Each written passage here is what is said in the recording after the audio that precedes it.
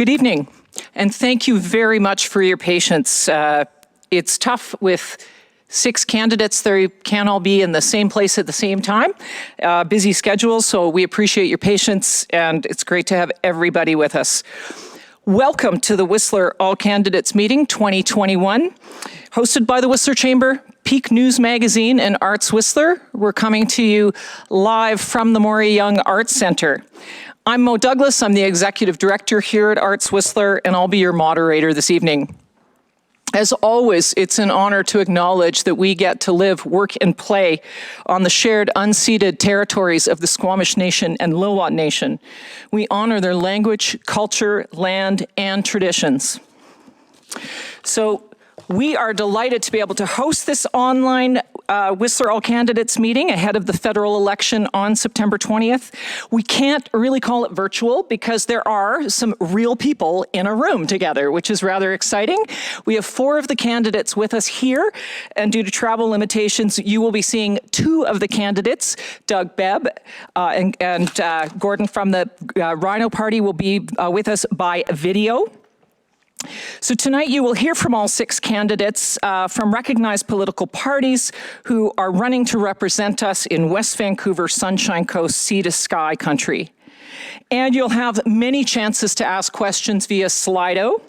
Everything you need to know is there on the Chamber homepage, the code to get into Slido. So as we move along, here's how the evening is going to go. You'll hear from each of the candidates here shortly. They will give a 2-minute opening statement. Then there'll be a few questions from the Chamber, the Pique, and Arts Whistler, and then we throw it to you. So bringing those questions in now on Slido is fine. We'll start with the Slido list once we go to those public questions for about 30 minutes. Then we're going to hand it over to the candidates, and they will, each of them, have a chance to ask another candidate a question, get that response, and also rebut that answer. We will then come back to you, the public, for more questions. Then the candidates will have 2 minutes near the end of the evening to provide closing statements and a few closing remarks from me, and away we go. We'll get you back to Netflix by 8:30. I can almost guarantee it. These questions that will come, we really do put the emphasis on you. So when you're asking a question, we ask you to have a primary respondent, the candidate you would like to respond to your question. Will have 90 seconds to respond, but you also get to select a candidate to rebut that answer. And that second candidate has 60 seconds to respond. So when you're posting a question on Slido, if you can tell us who your first respondent is, as well as your second, that'll be great. If you haven't provided a seconder for rebuttal, then we have a rolling list that we just continue to go in the speaking order of the candidates as was chosen earlier. So we do a random selection for the speaking order, and tonight the speaking order throughout the evening will go as follows. First will be Gordon Jeffrey of the Rhino Party. He will be joining us by video. Second is Patrick Weiler of the Liberal Party. Third is John Weston of the Conservatives. Fourth will be Doug Bebb, also joining us by video. He is with the People's Party of Canada. 5 will be Mike Simpson of the Green Party. And 6th will be Albie Lewis of the NDP. So, as we are doing a few complicated things here tonight, I will just ask that we all say a short prayer to the tech gods, that it all goes smoothly. We've already asked for your patience. I will ask you to indulge us a bit more, but fingers crossed it all goes smooth. And we're going to test that right away as I pass it off now to Gordon Jeffrey for his 2-minute opening statement.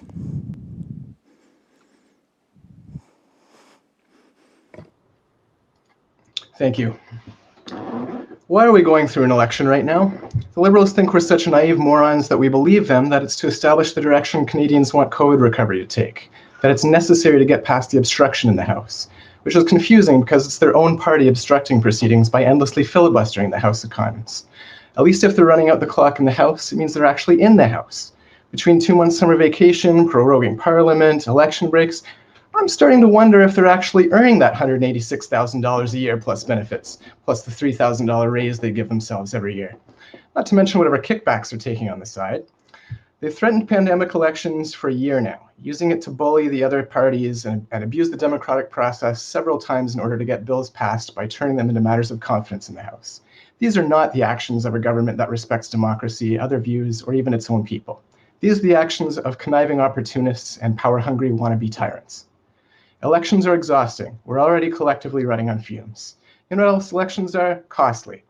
Not to the big parties who get so many expenses reimbursed by the taxpayer. For them, it's a great time. Hobnobbing and schmoozing, writing everything off.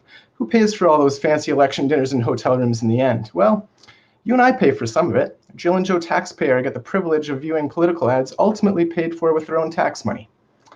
Yep, it's easy to spend someone else's money. That's yet another long list of reasons why the LPC finds it so easy to throw away so much of your money on idle pipelines and bloated contracts for their friends and accomplices.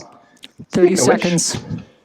I have a crisp $100 bill here. Perhaps Mr. Weiler could pass that on to a member of Trudeau's family, and I could receive a government contract worth over 9,000 taxpayer dollars. I understand that's about the going rate, judging by the We Charity scandal.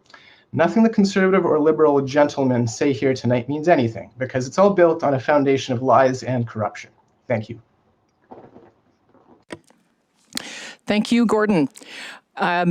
We will now go to Patrick Weiler of the Liberal Party. Thank you, and thanks for hosting this important debate tonight. I'm really happy to be here, and thanks everybody for tuning in. For those of you that don't know me yet, my name is Patrick Weiler. I've had the privilege of serving as your member of Parliament for the last couple of years, and to serve my home communities. Someone that grew up in between West Vancouver and Sechelt, and that's worked throughout his life and recreated throughout his life in Whistler. I got into politics to lift this community up that's always been my home. As an environmental lawyer and someone that knows how important seasonal tourism is to Whistler, I knew that fighting climate change was one of the best ways of doing that. And the Liberal Party is the only party that can and will continue with meaningful climate action in this election. Our plan is good for the planet, it's good for business, and that's why today I just received the endorsement of Ross Beatty, Canada's leading clean tech entrepreneur. And Ross is a leader in clean growth and green jobs, and he trusts me to do that both for our region. But it's not the only thing we'll do. Affordability is a huge concern here. So our government invested $10 million into Granite Ridge, which is now home to over 100 Whistlerites, because we want the people that work here to be able to live here.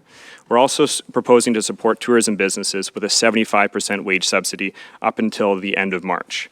We're bringing in $10 a day childcare to BC to help workers and women in particular to get back into the workforce.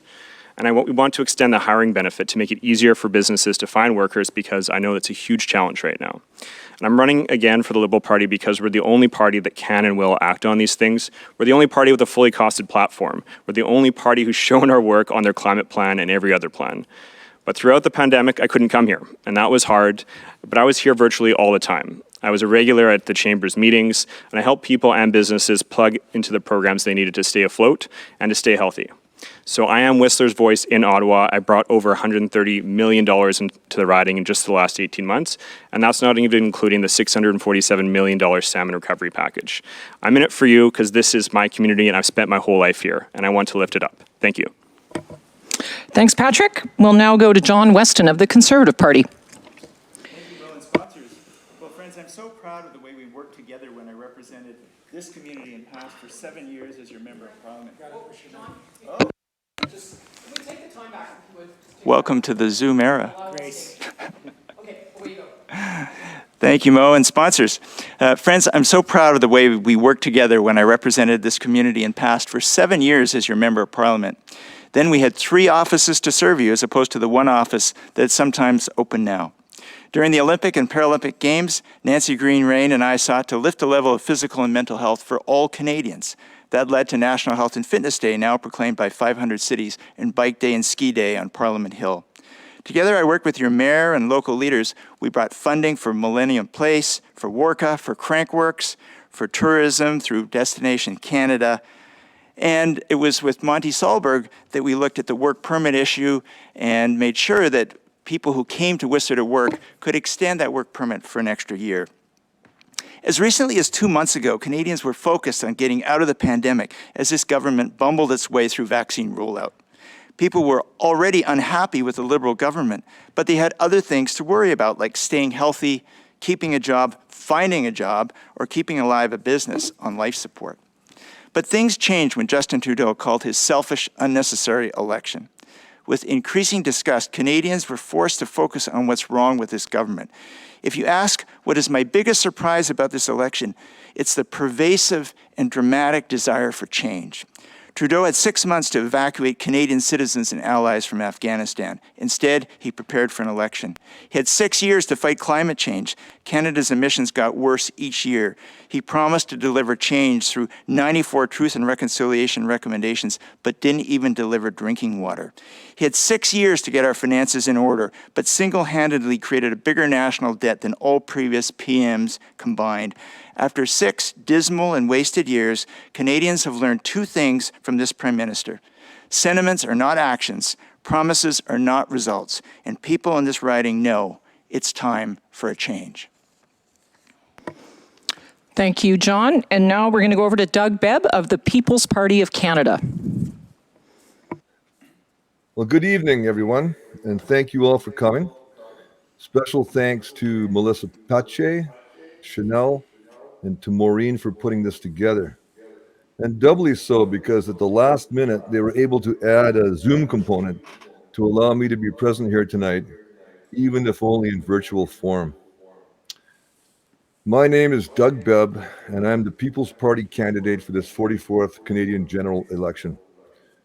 I'm appearing tonight by Zoom because the establishment candidates all claim to be terrified of appearing with a healthy, unvaccinated person. But this is just the beginning of segregation in Canada. In BC, under the same NDP party, of which Albie Lewis is a member, I found out today that vaccine passports will now preclude me from participating in the Seashell AGM, to which I had a pre-existing invitation. John Horgan could simply have waited 1 more week until the election was over. But that was not part of the payoff Trudeau offered when he came to BC to subvert the election in this province. Neither the Liberals nor the NDP have any respect for democracy in Canada. In fact, all the establishment parties have sold out to the same globalist elites that now dictate policy to the Trudeau government. Thank you. Thanks, Doug. I didn't need the 30-second cue. Way to go. That's a thumbs up from the moderator. Over to Mike Simpson of the Green Party. Thank you. And thank you very much to people who've organized this and for those of you who are tuning in tonight. My name is Mike Simpson. I'm with the Green Party. And this is the first time that I've ever run in politics. I've always been working in the nonprofit sector. I was a filmmaker. And I'm running for one reason. And that is because time is running out. We actually don't have time anymore to fool around with any of the decisions that we need to make in the coming 4 years, 5 years. That's literally the time frame that we have on climate change. And I say that as a person who's gone to the climate change meetings and who has worked in some of the toughest places on the planet to try to fight for climate change. And this is something that is, I almost regret when I have to look at people these days and say, literally people, time is actually running out. And so when we in the Green Party say that we have to stick to the science of climate change, we have to insist that the decisions that we need to make must be scientific decisions. I'm fully aware of exactly how hard that's going to be. There's actually, for young people in particular, I feel deep, deep sorrow because our generation has failed. In the last 20 years, governments have actually failed because we've known that climate change is of the utmost importance to act on now. And for every day that goes by, we come closer and closer to losing our chances. And so what I'm saying right now is I will run and I will try to cooperate with anybody who wants to be able to work on climate change as fast as we can. We need to cooperate amongst the private sector, amongst the nonprofits, and certainly amongst every level of government to hear every single good idea, because that's literally the pace we're going to have to go. And the good news is that it's entirely possible. I've seen it happen in other countries. I have many stories to tell of how we can do it. And so I hope that you will consider my voice in Parliament to push for that. Thank you, Mike. And finally, we've got Albie Lewis of the NDP. Thanks, Mo. Hi, everybody. It's great to be here. Nice to see you, John. You have not appeared at most of the debates. I I've been a climate activist and for the last dozen years and a filmmaker as well. And I'm running because we're in a climate emergency and we need big change.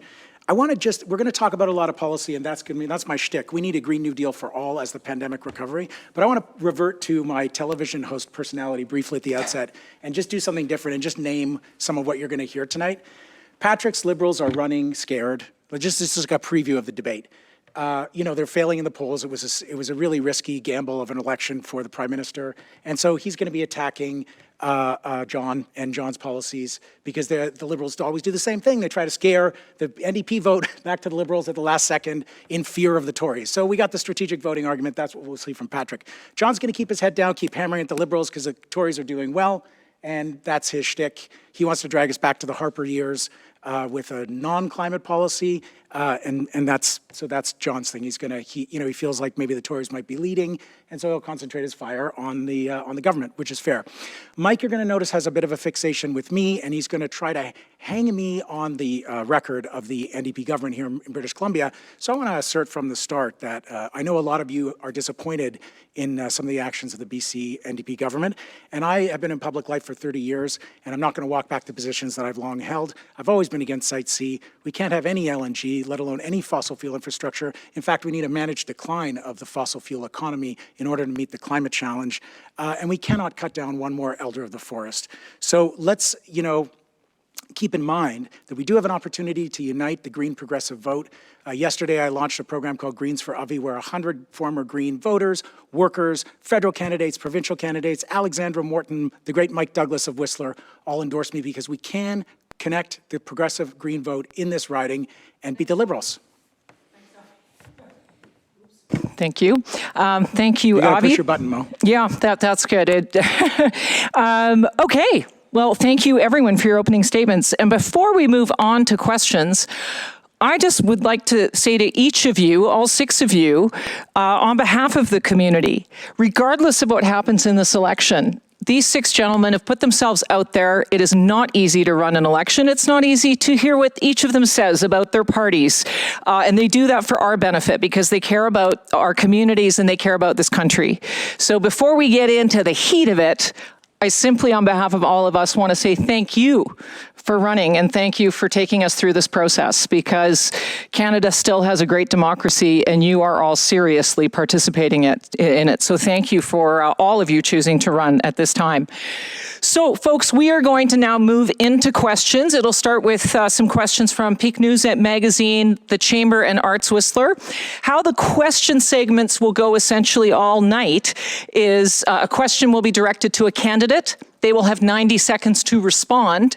Then there will be a rebuttal to that, and the person with the rebuttal will have 60 seconds to respond. So between asking the question and getting the responses, each is about a 3-minute segment or so. So with that, we're going to move on to the start of the questions, and I'd like to invite Claire Ogilvy from Pique Newsmagazine, the editor of Pique Newsmagazine, to come on up with her questions. When you're done, turn off the button when they respond. Okay. Good evening, everyone. Thank you very much for joining us, and thank you to all the candidates as well. We appreciate your involvement with democracy, obviously. I'm going to address my first question to Mr. Weiler, our incumbent. I'd like to know what you will do to help return Whistler to its status as one of the most desirable places to work in the tourist economy, given what we have lived through with COVID. Thank you. Well, I think it's a great question, and I think it's been incredible to see the amount of tourism that Whistler has gotten, even without having access to international visitors over the last year and a half. And it's really shown how much of a destination it is for local folks or domestic folks within Canada. But for Whistler to get back to its traditional levels of economic benefit, we're going to have international visitors come back. And the key thing to make sure that Whistler can bounce back is having Canada reach herd immunity. We have, us and the Conservatives have very different ideas on this. The Conservatives are not even requiring their own candidates to be vaccinated. We're going to do what we can and show leadership at the federal level to ensure that federally regulated workers or interprovincial travelers are going to be vaccinated. We're also supporting businesses in being able to hire or rehire workers through the Canada Recovery Hiring Benefit. That's going to be extended until the end of March. Likewise, we're extending the wage subsidy for tourism businesses as well. So this is really important, but there's some structural issues we need to address as well. The high cost of living in Whistler is a huge challenge, and that's why we have the National Housing Strategy to build more affordable housing in Whistler. We've had a great working relationship with the Whistler Housing Authority, and we're going to build on that with some of the policies we're bringing in to address both supply, demand, and to deal with some of the bigger issues that are driving up the price of real estate through speculation. So those are a few things, but I'll dive into a few more later. Thank you. And as we know, there is a rebuttal. I'd like to ask Mr. Weston, please, to offer the rebuttal on this question. And how much time do I get? 60 seconds. Only 60 seconds. Wow. Well, thank you. First of all, Patrick said wrongly that there's this big distance between the two policies on vaccinations. In fact, it was deceptive, it was divisive and despicable for the Prime Minister to call this election during a pandemic. Deceptive because the so-called mandate that he issued, requiring all federal employees to be vaccinated, ends up to be virtually the same policy as the Conservative one. We recognize that there's freedom in this country, freedom to make choices, but we recognize everybody should get vaccinated. It's the best tool to fight the pandemic. In terms of Whistler, we have a fantastic platform. The tourism part includes something announced today by Aaron O'Toole, who is really familiar with this area. Explore and Support Canada, 15% tax credit for people doing staycations, a 50% rebate for people spending money on food and beverages between Monday and Wednesdays, and eliminating the Liberals' elevator tax on alcohol. Big thing on tourism, housing, labor, childcare. We've also got great things I'll come to later. Thank you very much. My second question I'm going to address to Mr. Lewis, please. While people in Whistler are concerned about the impacts of climate change, we are also struggling to survive financially. What is your party's plan to help Whistler and its businesses reduce the carbon footprint in a way that is economically efficient and effective? I'm not asking you to lay out your party platform. I'm looking for you to tell us what you can do if you're elected. Thank you. I will ask Mr. Weston to offer the rebuttal on this question too, please, when it's Mr. Lewis is finished. Well, these are structural questions, and the housing emergency in Whistler is directly related to the labor shortage. And there's no way for Whistler to bounce back in the long term without dealing with the fact that there are people in this community paying $1,200 a month just to lie in a bunk with a bunch of other people in a room. That's creating a labor shortage. People who want to work in this beautiful place can't. Also, I was given a lift to a canvasser, Ali, the other day from Whistler. He just wanted to go to Squamish. If he was going to take public transportation, he'd have to go all the way into Vancouver and then come all the way back to Squamish. We don't even have a rational transportation system. We need to fight for zero emissions, public mass transportation. We don't have an intercity highway bus system in this country anymore since Greyhound went belly up under the libs. And so we actually need structural change. We need zero emissions transit. The feds are the only level of government that have the resources and the capacity to change the field on which we live, play, and work. And so that means housing, that means childcare, which the Liberals are promising to deliver. I remember confronting Jean Chrétien in the 1993 election, albeit it was on the floor of Much Music at the time, and they were promising childcare back then. So we need $10 a day childcare. I think it should be universal and free. And we need clean transportation. And we need a solution to the housing crisis that is not left in the hands of the market. The Liberals have house flippers and speculators running for them in this election. The market is not going to solve the housing crisis. We need structural change. I'll fight for it. Thank you. Mr. Weston, the rebuttal, please. Well, thank you, and I'm glad, Abby, you mentioned the child care issue. It's actually been 8 elections since 1993 when the Liberals have promised on child care and failed to deliver. But the question was really focused on the environment. And as a Green Tory, I said to Aaron O'Toole, I wouldn't be running unless we had a great, achievable, and clear plan on the environment. We have, as Conservatives, a comprehensive plan to deal with climate change, and we will meet the Paris Accord emission standards by 2030 in a plan that has been validated by Navius, which is a well-regarded Vancouver-based consulting firm. You know, the Liberals have missed every target on GHGs year after year since Trudeau was elected, and we at least have a plan. The plan will deal with large industrial emitters, create a personal low-carbon savings account, produce more zero-emission vehicles, and lower industrial emissions. There's focus on innovative things like carbon sequestration and renewable natural gas.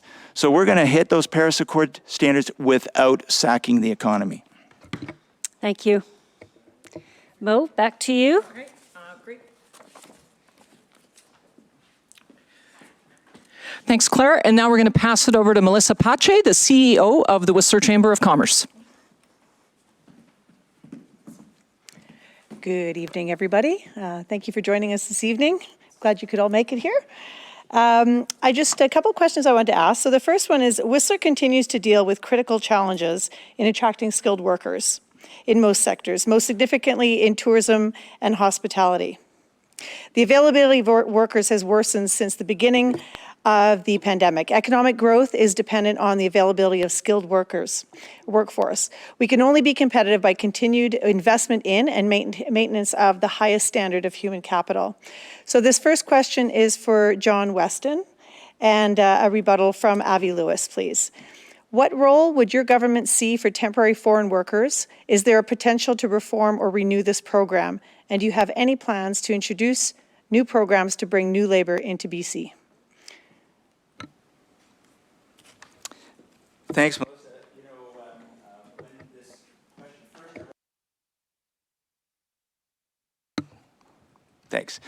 When the question first arose when I was an MP, I brought Minister Monty Solberg to Whistler. We met with your predecessor, head of the chamber. We talked about this, and we changed the work permit rules so that instead of 1 year, there would be an option for a rollover. And I think that was a great example of how business leaders and local leaders can inform federal representatives to come up with really good programs. The Conservative Job Surge Plan is designed to improve the economy by helping employers with subsidies. So people who are new to the workforce will be subsidized to the tune of 25% of their salaries. People who've been laid off for 6 months or more will have subsidies up to 6 months. Those are targeted and very focused plans to help employers bring on these workers. And in terms of foreign labor, we want to improve the work permit situation. I was just at a meeting yesterday where people were saying that the backlogs in immigration work permit processes are huge and growing under the Liberal government. We've heard from many families about this fiasco, so one thing the Conservatives are going to do is strengthen the credential recognition for newcomers. It's complicated, and it's something that can be improved to get those foreign workers over here that you need, Melissa. And then a rebuttal from Albie Lewis, please. Yeah, the labor shortage is intense. It's a real thing. I think in this, as in so many things, the pandemic was a terrifyingly good teacher. When going through the pandemic, we started realizing who's essential in our economy.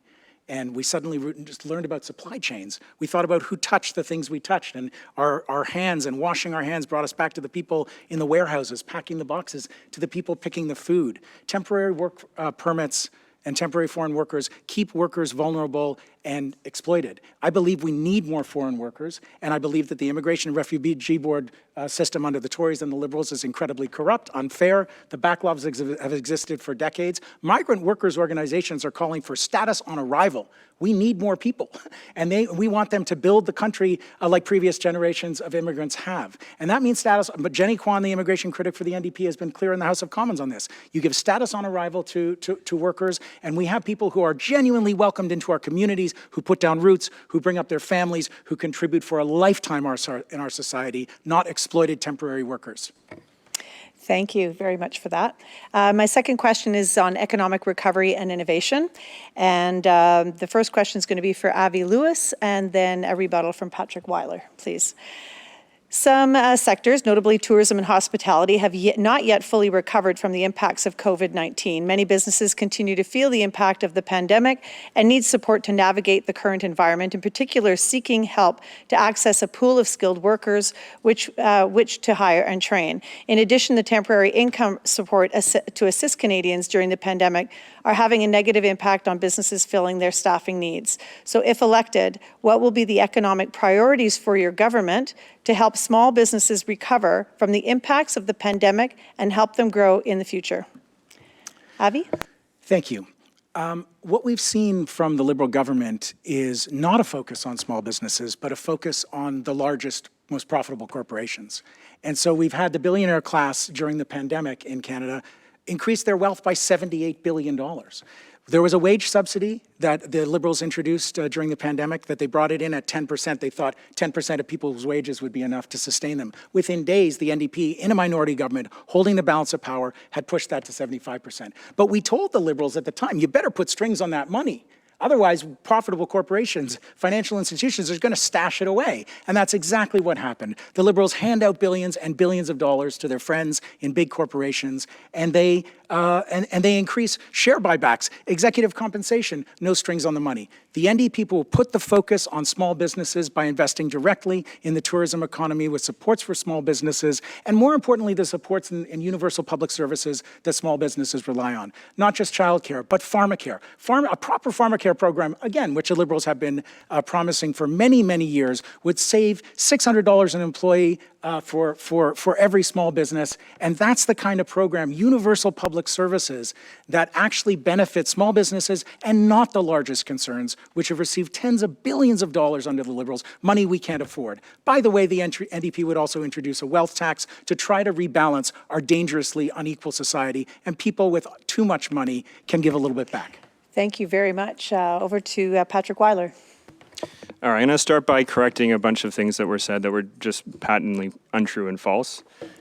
We actually lowered the small business tax rate to the lowest in the G7 right now. That was a move that the Liberal government did between 2015 and 2019. And it's very classic for the NDP to take credit for programs that Liberal government brought in. The programs that Abby's talking about were literally agreed to by unanimous consent. And those were programs that were developed in an emergency setting based on feedback from what we're hearing in the community. I know that's what I heard from businesses in Whistler, and that actually led to those programs being developed. The wage subsidy, literally, no matter who got it, it was literally tied to saving jobs, and that's what it did.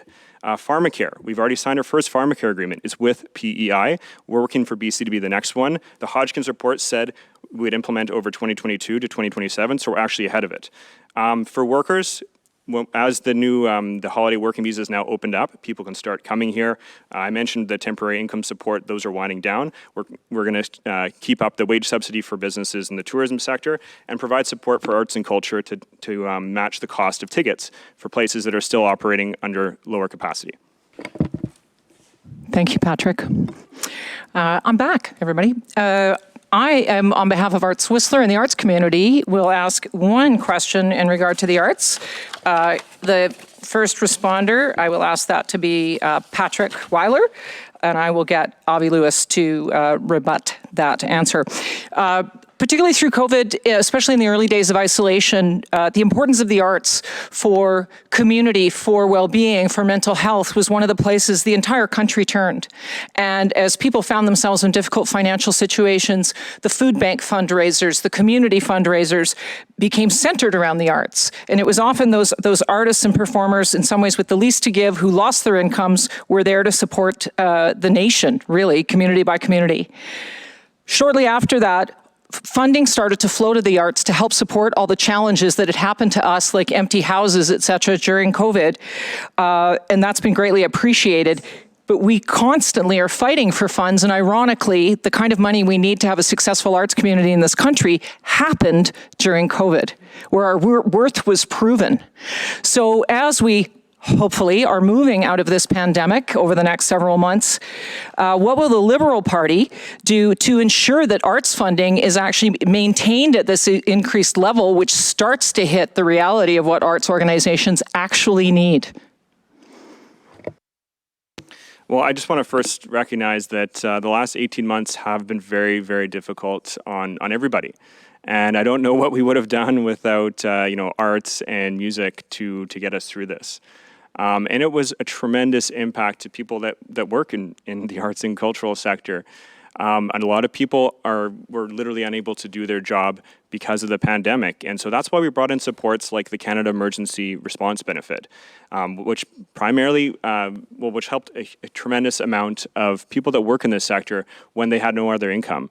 We created a new benefit, the Canada Recovery Benefit for these workers, that was critical to getting through this. And we're also proposing to change the EI program in Canada such that we're going to incorporate people that are gig workers, contract workers that don't have access to the same supports that people have in other industries. And so there's actually a consultation happening right now on just that. And to ensure that we're able to rebound, especially as we're not quite done the pandemic yet.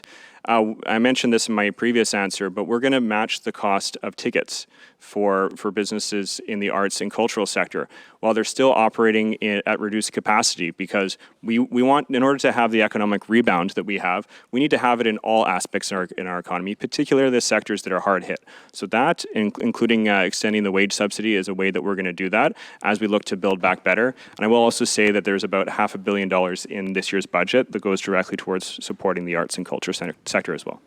Thank you very much. Over to you, Mr. Lewis. Thanks, Mo. I think this is another lesson of the pandemic. When we're in a state of emergency, we need artists to have a collective story, to understand where we are in time and space and how we can get through it. My response to the pandemic lockdown at the beginning was, as an artist, to make a film called Message from the Future, The Years of Repair, which I co-wrote with one of the co-founders of Black Lives Matter, Opal Tometi, and I got to direct Emma Thompson and Gael Garcia Bernal, which was anxious over Zoom, I'm going to be honest with you. Artists are workers. Artists play an absolutely critical role in society. Liberals and Tories for decades have slashed arts funding, turned to austerity time and time again to balance the books. And when they give money to the arts, it's elite institutions, and it is tax credits, and it's market mechanisms. Artists are workers. They need a basic standard of living, and that's why the NDP is committed to a guaranteed livable income. This would give all artists a floor to be treated as workers and to be free to exercise their art without the terrible constraints of living as an artist. And yes, it sucks. Thanks. On behalf of all artists, we're inspired by that last sentence. Thank you.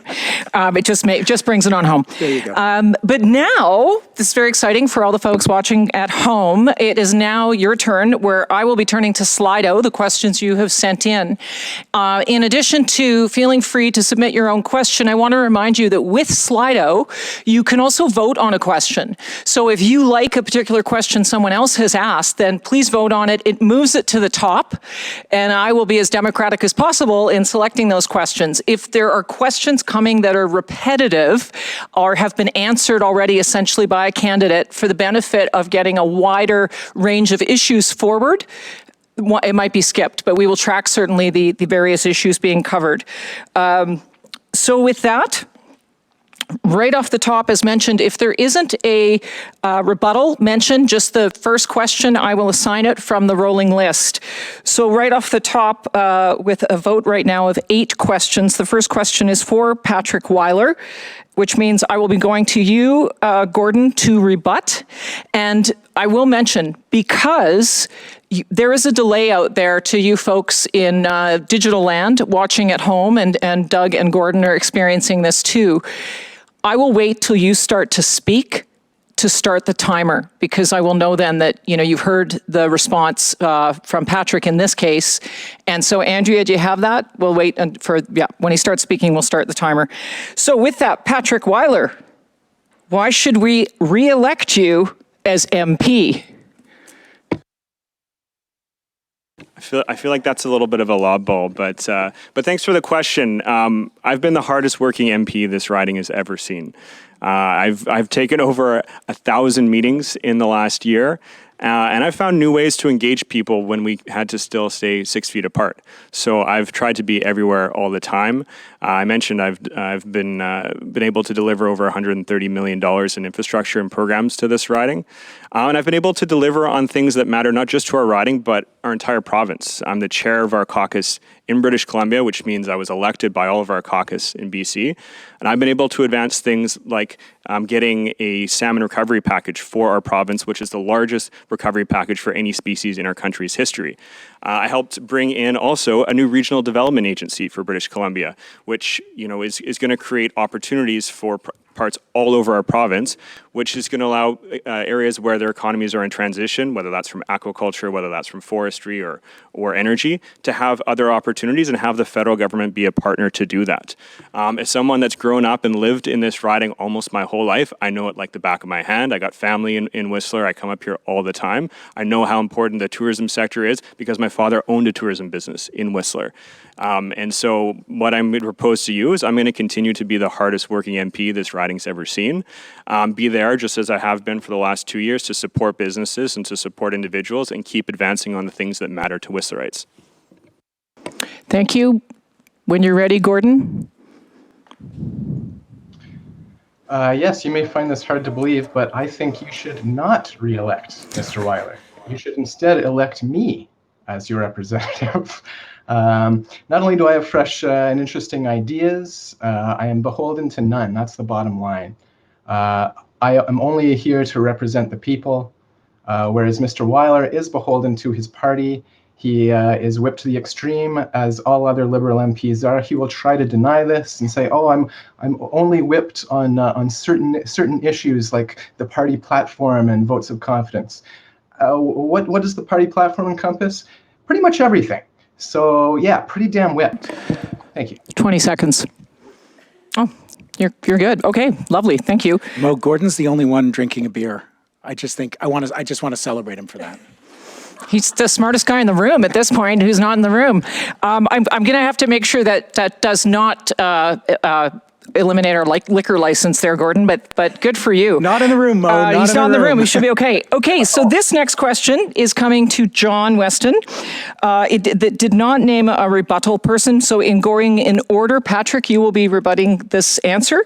John, how can voters trust your climate change platform when this March, 54% of CPC delegates voted against recognizing that climate change is real? Well, thank you for that question. The resolution that we're talking about had about 12 components to it, and one of them said that we believe in climate change. The resolution was rejected, but it didn't mean that the Conservative Party rejects climate change. In fact, that was the occasion when Aaron O'Toole gave one of the best speeches of his life, a powerful recognition of climate change. And I've already gone through some of the very specific things in the Conservative policy that would deal with climate change. Now, how, on the other hand, would we trust a Prime Minister who has missed every GHG target? How would we trust a Prime Minister? David Suzuki's even left him to join Abbey. How would we trust a Prime Minister who said he would bring in transparency and then had three, not one, not two, but three ethical violations breaking Canada's laws? How can we trust a Prime Minister who said, I'll deal with those 94 recommendations under Truth and Reconciliation, and didn't even deliver drinking water to Canadians? And you know, Patrick, as much as I admire you, for you to say you're the hardest working, well, it's interesting. How would you measure that? A lot of people called me the hardest working, and I'm sure that there's others who could join in that discussion. But how can you trust Liberals who don't know how to measure, who don't really take seriously their words, who don't know the difference between sentiments and actions, promises and outcomes? Go ahead, Patrick. Well, we absolutely should not trust the Conservatives on climate, just like because it's the same Conservatives that we had in the Harper years. They want to bring back the Harper era greenhouse gas reduction target, which is 30% below 2005 levels, was actually 50% worse than what we've proposed, and it's not consistent with the science. Their climate plan has them building the Northern Gateway pipeline. They're relying on using carbon pricing that actually encourages you to pollute more. It is completely backwards. It relies on voluntary agreements with the provinces and territories, including Alberta, Saskatchewan, and Ontario, which have no interest in pricing carbon, so it's doomed to failure from the beginning. And yeah, obviously their party voted against motion that climate change is real. They also voted against legislation we brought in to actually hold governments accountable to meeting their climate targets. Every single one of their MPs voted against it. They have no credibility on climate, and we have no time to waste in going back to the Harper years. Over to you, John. Oh, we're good on that. We're done that segment. I'm sorry. No, move on. Yes, we got to move on. Keep it rolling. So, this one is being asked of Patrick and then John. Okay. What would you do to address the pandemic of mental health and addiction here in BC? Overdose deaths outnumber COVID-19 deaths in British Columbia. That's a great question. As you say, there's been far more people that have perished from the opioids epidemic, and the demographics of people that are dying from the opioid epidemic are not like they are from COVID. They're people that are our age, that are working people. They're people that are dying oftentimes in their homes, and so this absolutely is a health emergency. And there's been incredible steps done over the last 6 years to address this. There's been more safe supply programs that have been brought in. The safe injection sites were ones that were actually brought in by the Liberal government in the 1990s. I agree. We do need to go more. We need to go further on this. I don't think we always want to lump the two together, because substance abuse and mental health are very, very different. But we need to continue to find ways where we treat this as a health issue, not as a moral issue, and that's why we've proposed legislation to avoid criminally prosecuting people unless there is another associated criminal offense with that substance abuse. And I agree this is something that we need to continue to look at. On mental health, we have proposed in our platform $5 billion to work with the provinces and territories to actually deliver that mental health care. They're the ones that are best suited to do that, as well as developing a purpose-built program for First Nations where it's going to be delivered by First Nations to address something that is becoming more and more of an issue that we're aware of. Thank you. And now we'll go to John. So if you had 6 years to do something, and you didn't do it, then why would you call an election and then make a new promise? I'm so excited about the Conservative plan. It involves a national mental health strategy. It includes the creation of 1,000 long-term treatment beds in 50 treatment centers. When I walked the streets of the downtown east side with an officer of the Vancouver Police Department on the way to getting past my tackling crystal meth bill, what did the police officer say was his wish? It was long-term treatment beds. And there it is in Conservative Platform 2021. There's an emphasis on recovery rather than on treating people in long-term addiction as criminals.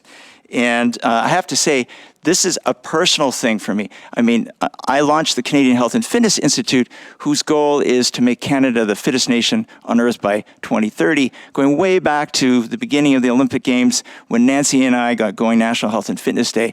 We did it to improve the physical and mental health of all Canadians. This is a great plan.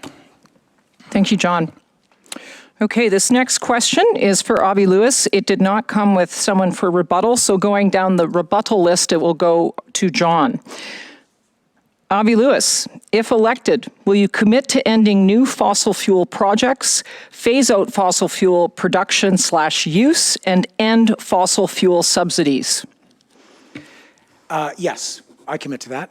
The NDP will end fossil fuel subsidies immediately. It's not like the Liberals who have been promising to do it for years and then spent $18 billion on the fossil fuel industry in 2020 alone, bought a pipeline for $20 billion by the time the bills are all in. But it's more than that. The science is really clear.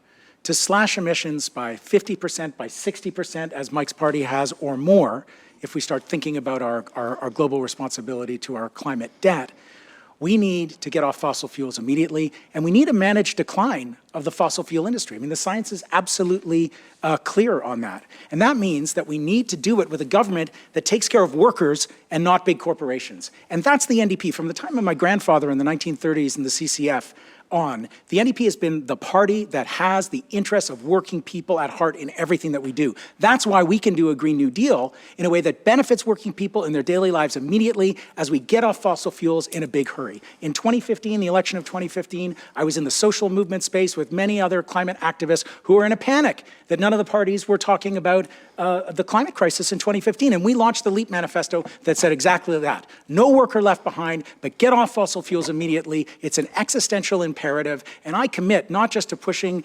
the government, shaking up Ottawa, pushing my own party, committing myself every single day to solutions at scale and at speed to the climate emergency. We are out of time. Thank you. And now with a 60-second rebuttal, we're going to go to John Weston. So I have to give kudos to Albie. I mean, you know where he stands. There's no question. He's been consistent. He's been talking about this all his life. You know what he would do. Contrast the Liberals, who on the one hand say they're against pipelines and then buy one? And, who do you want owning and managing your pipeline? The Liberal government of Canada? I'm sorry. The personal low-carbon savings account. This is classic. This is conservative philosophy putting on the individual the responsibility as opposed to building bureaucracies, expending taxpayers' money. This is putting a price on carbon. The price would go from $20 and rise up to $50 per ton and move up to $120 for industrial emitters. It's treating the large emitters with special attention to make sure that we reach those Paris Accord targets, unlike the Liberals who've missed them year after year. And by the way, for Whistler, I understand that the province has walked away from its commitment on forest thinning. Thanks, John. Thanks for you're out of time, but thank you. All right, this next question is addressed to Patrick with a rebuttal from Mike Simpson. Will you speak about your experience working with First Nations here in the Sea to Sky, and why is your party the best one to address First Nations challenges? Well, I come into this work from an environmental and Aboriginal law background, and actually the firm I worked at, our biggest client was the Squamish Nation, and since being elected as well, it's been great to kind of work on the other side and help advance things that are mutual priorities. I also have a great working relationship with the chief of the Lowot Nation. We meet on a bi-weekly basis to be able to, respond in a pandemic to things in an urgent manner. Our government has done more to advance on reconciliation than any government in our history. One of the pieces of legislation I'm most proud of is passing into law the UN Declaration of the Rights of Indigenous Peoples. This is the most transformative piece of legislation in our country's history because it will require us to look at existing legislation and future legislation to make sure it's consistent with it. It's one of the Truth and Reconciliation calls to action, the 80% that we're well underway or we've already completed. But there's a long ways to go to be able to have reconciliation in this country, to deal with the infrastructure and service gap that Indigenous nations continue to face. But as someone who's worked on this file for many years, it's something that I'm very, very personally invested in. But, not all parties see it this way. I mentioned the UN Declaration of the Rights of Indigenous Peoples. Every single Conservative MP voted against that. So we absolutely can't go back to that in our country. We have to keep going further, and we're going to have to do it in partnership with First Nations, and I'll keep building on my trusted relationship I've developed with them. Thank you. And over to Mike. All right. One of the things, Patrick, that I worry so much about is that if you champion Indigenous people's rights and so on, and UNDRIP and the Truth and Reconciliation Commission, you cannot at the same time be taken to court by the very people that are in your riding. And this is the sad thing right now, is the Squamish Nation is taking you and your government to court. And that's something that you must be very heavy for your heart. The question is, what have I done? I've worked with a lot of First Nations, making films, being on the front lines in British Columbia and in other countries, including the Amazon. Perhaps in this riding, one thing that I'm very proud of is that when the Women Deliver Conference happened, which was the largest gathering of women in the world a few years ago, I was able to work with the Squamish Nation and some of the elders and some of the councillors to set up 4 longhouses and to talk about the opioid crisis, to talk about the missing women, to talk about the Highway of Tears, to talk about all of the things that are happening in Canada so that people who came from all over the world could understand that to be an Indigenous woman in this country is a very difficult thing. Your life is literally at stake. And they needed to hear that. And so I was very, very proud to be able to do that project here in this riding. Thank you very much. The next question is addressed to Albie Lewis of the NDP.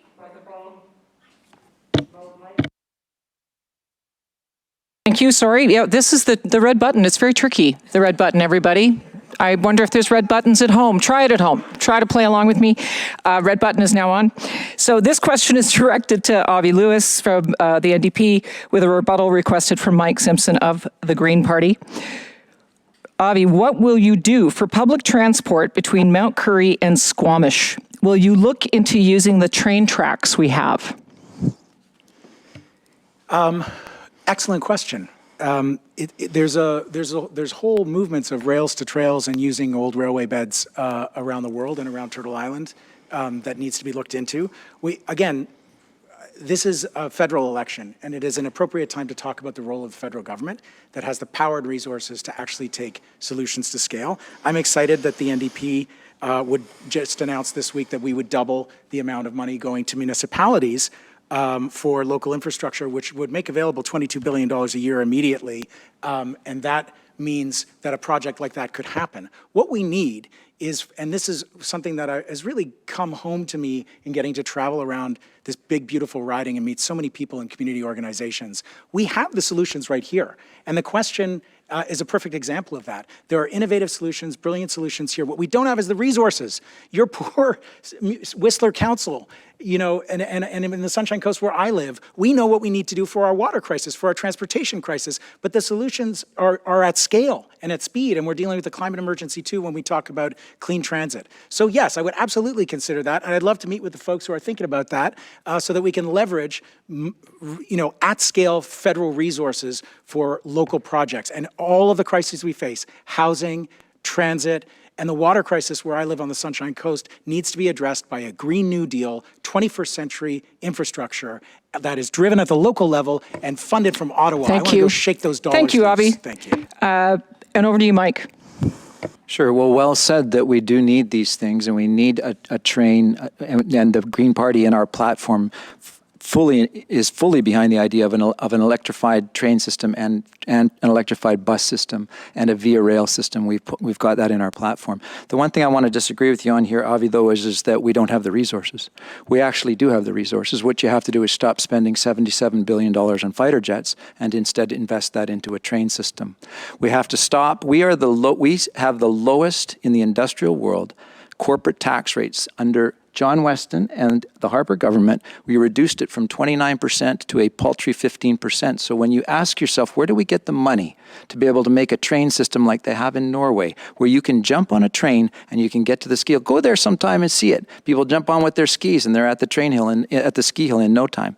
And it's all taken for granted because the Norwegians didn't spend their money on those fighter jets, and they have a reasonable tax rate. We in the Green Party will raise the tax to 21%, competitive with the United States. Thank you, Mike. And I'm following along with the folks at home. Thank you for voting on the questions, by the way. It really does make it helpful as they rise to the top. This is what you want to hear. So this one is a rematch of Albie Lewis and Mike Simpson. The question being to Albie Lewis, why do you think Green Party supporters should vote for you to be rebutted by Mike?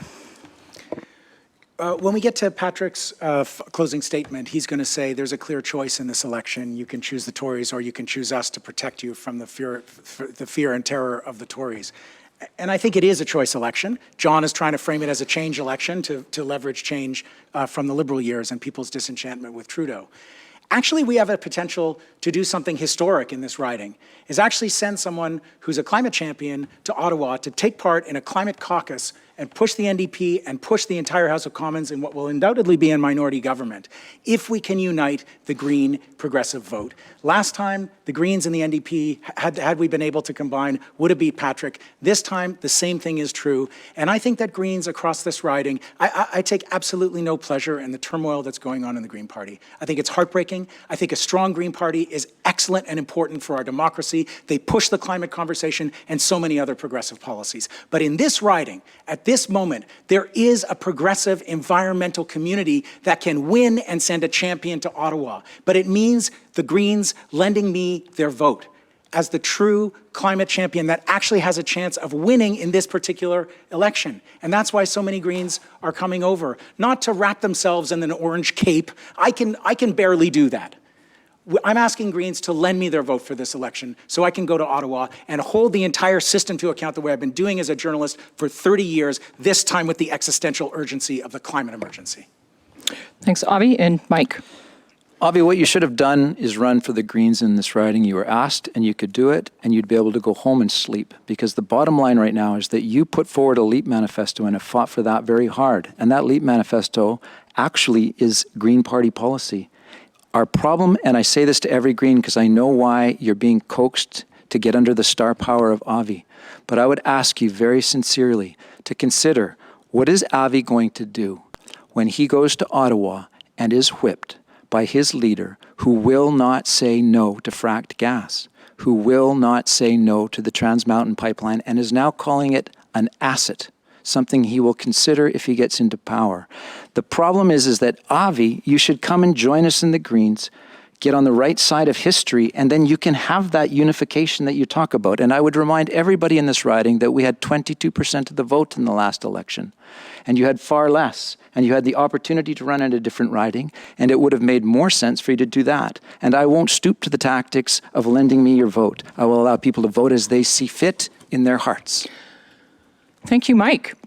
Okay, so thank you again to our viewers for your questions and to the candidates for all those responses. We are now going to move into the double Jeopardy round, where the candidates will get to directly ask questions of another candidate. So similar to what we've been doing, a candidate has up to 30 seconds to ask a question of another candidate. That candidate has 90 seconds to respond, and the candidate who asked the question has 60 seconds for a rebuttal. This will go in the order, the speaking order that was chosen, so we will be going to Gordon Jeffrey of the Rhino Party first.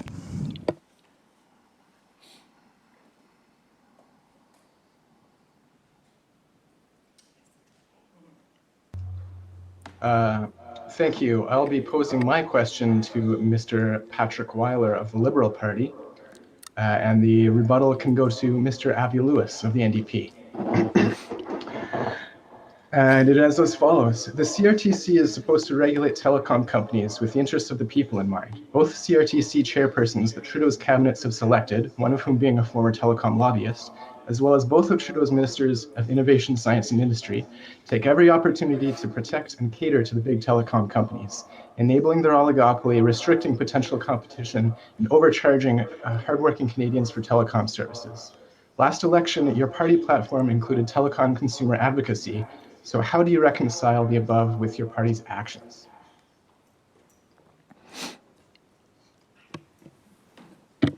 Well, I think I heard most of that question about telecom companies. And I will say over the last 6 years, there's been a tremendous amount of work done to actually reduce the cost of cell phone bills for people. We made the commitment to reduce costs by 25%, and we've almost got there already. One of the ways we're doing this is we're making more spectrum available to smaller companies so that they can actually have more competition in our airways, which is exactly what we need to see to really have lower costs. And one of the things that I'm very proud of that I've been able to deliver in the last couple of years is expanding access to rural broadband right throughout our riding. This includes on the Sunshine Coast, going from Madeira Park all the way to Egmont, and this also includes going from Whistler all the way up to Darcy. So these are the type of things that are going to make a tremendous difference in people's lives, because now access to high-speed internet's become a basic necessity of modern life. You know, whether that's for healthcare, whether that's for education, whether that's for communicating with your families. And so this is something that we're going to continue to do, and definitely a lot of work has been done, but we've made the commitment to connect everybody to high-speed internet, and that's what we're going to do. Okay, and the request was for Albie Lewis for the rebuttal. Patrick, sometimes I feel for you having to defend the record of the Trudeau government. There's been a lot done for internet access in the last 6 years. I mean, we have some of the highest prices for data and internet in the world and cell phone service because we have a cartel of huge monopoly and duopoly corporations, Bell, TELUS, Shaw, Rogers, that are friends of the Liberals and charge us up the wazoo for terrible service. It's like the ultimate nightmare on earth if you have to change your plan. Come on. This is why the NDP will declare the internet an essential service, and we will create a public option for data and internet. That's right, a public corporation is what we need. It's an essential service, and we need it in public hands. We'll put a cap on prices. We will protect people from unfair and high prices with a cap, and we will require affordable basic plans, unlike the Liberals who continue to promise, but actually they see their true constituency as the big telecom companies. They don't actually see you as the people they're accountable to. Thank you, Avi. We're going to move to Patrick, but before I do, I just want to make it clear for the candidates, in this round, you are also welcome to be the rebuttal response, okay? You can choose someone, or it can also be you. So with that, over to you, Patrick, for your question. Great. Well, I'm going to exercise that option. My question is for John Weston. It's great to see you here tonight. You've shown up for now 2 of 6 debates, and you're applying for a job to be the MP of this riding. If you owned a business and someone showed up to 1 of 3 interviews, would you hire them? Well, Patrick, it's nice to see you here too. And I would just say that, first of all, hats off to people who organize these things, to Mo and everybody else. And I appreciate that you have stood for office, that you have been our member of parliament. And there are a lot of great things that you've done in your career and your life. What I would say is that you have wedded yourself to a train. You are on a team led by a captain who has let us down and eroded faith in the institution of government. He has broken promise after promise. You like to be an advocate for the environment, and yet he's missed every GHG emission target. He said that he would promote reconciliation and was the first to accept those 94 recommendations. Drinking water hasn't been delivered yet.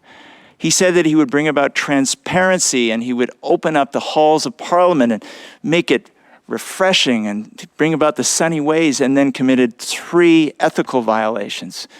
Again and again, it was a $10 billion deficit he told us he would bring about. And it was many times that pre-pandemic, he's the only head of a G7 country that didn't bring in a budget during the pandemic. How can we trust somebody to lead our country? And how can you continue to serve on that team?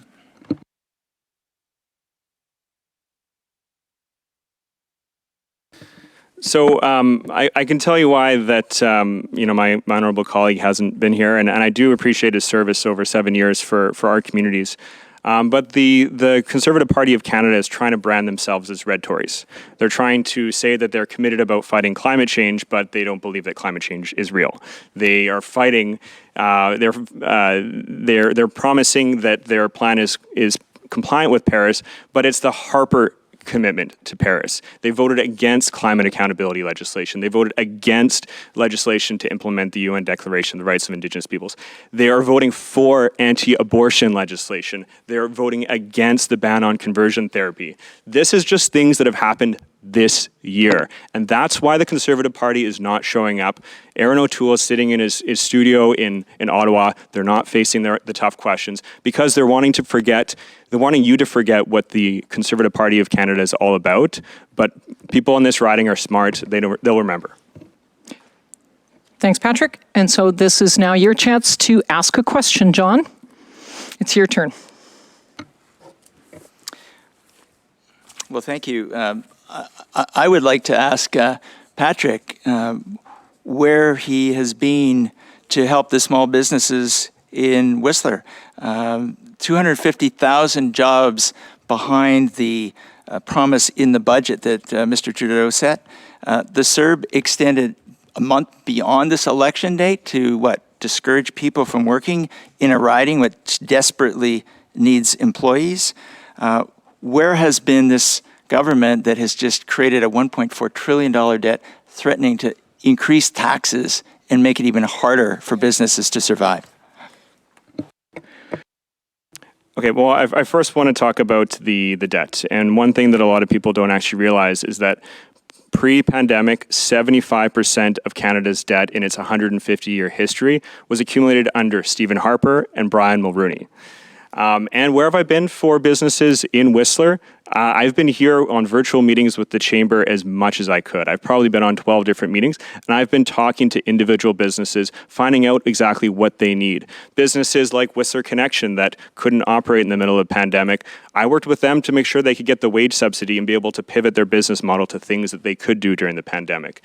I know the CERB is a constant target for the Conservative Party because they don't think that people that have lost their job through no fault of their own should get access to the support they need to put a roof over their head and to put food on the table. We think about this very, very differently. And when we're talking about the labor shortage in Whistler, it's because we don't have the international workforce here. And people have not been able to come here over the last year and a half. That's changing. The holiday working visa is open right now. People are going to be able to come here for this fall. And we're also creating new programs like the Municipal Nominee Program that'll be led by municipalities so we can get the right workforce here. And that's exactly what business in Whistler is going to need. And the programs that I mentioned we're bringing in, like the wage subsidy, like the Canada Recovery Hiring Benefit, is going to provide the assistance that those businesses need. And I've been a key advocate for those businesses because they've been telling me this is exactly what they need, and our help is going to be there as long as they need it. Thanks, Patrick. So I get the 30? Oh, okay. Most people in Canada believe this is an unnecessary election. And health authorities predicted the fourth wave of the pandemic way back in July. So I keep asking myself, and people at the doors keep asking, if it was right to announce that all federal employees and travelers should get vaccinated, then why did the Prime Minister wait until, 48 hours before the election that he called to impose this requirement? Why did this Prime Minister leave our friends and allies and Canadian citizens in Afghanistan while he was preparing for an election? Those are the questions that are on the minds of people that I'm hearing over and over again, people who want change, who just can't stand living under a Prime Minister who has let us down in so many ways. Thanks, John. And now, remembering that there is a slight delay, so Andrea, if you hit the timer once Doug starts to speak, it is now a chance for Doug Bebb of the People's Party of Canada to ask a question of another candidate. Over to you, Doug. Okay, this is for John, and I'll rebut. The Nuremberg Code was brought in after World War II to prevent forcing medical experimentation on people. Nuremberg Code 1 reads, "The voluntary consent of the human subject is absolutely essential, and that's without any element of force, fraud, deceit, duress, overreaching, or coercion." So, John, how can you, in good conscience, represent your party when it has publicly advocated for vaccine passports like the other main parties, and in so doing is breaking the first principle of the Nuremberg Code and is usurping most of our charter rights and fundamental freedoms? Thanks, Doug, for the question. The Conservative policy is to recognize that Canadians have freedom in their health choices, and I'm absolutely committed to that. Doug, I think you know by now that I'm the one who launched the Canadian Constitution Foundation in 2003 that stands up for individuals when their rights are being menaced by governments. I'm the one who set that foundation. It's a charitable foundation in motion, and it has only expanded to this day. It's one of the things I'm proudest of. The Conservative approach is to say vaccines are indeed the best tools against the pandemic. We have to fight this thing, and we have to fight it for Team Canada. So we're encouraging everybody to get vaccinated. And yes, we're saying it's under constitutional authority for the provinces to manage the passports, and so we're deferring to the provinces, which, by the way, is almost exactly the same as the Liberal policy. So what else would we do to deal with this pandemic? If we do form government, we're going to create a public inquiry into how the pandemic was mismanaged. There will be a preparedness plan, a national plan that will improve domestic capacity so we're never caught short in creating vaccines again. We'll make sure that stockpiles are replenished and that we don't end up having to go elsewhere to get medical supplies if we do hit another pandemic.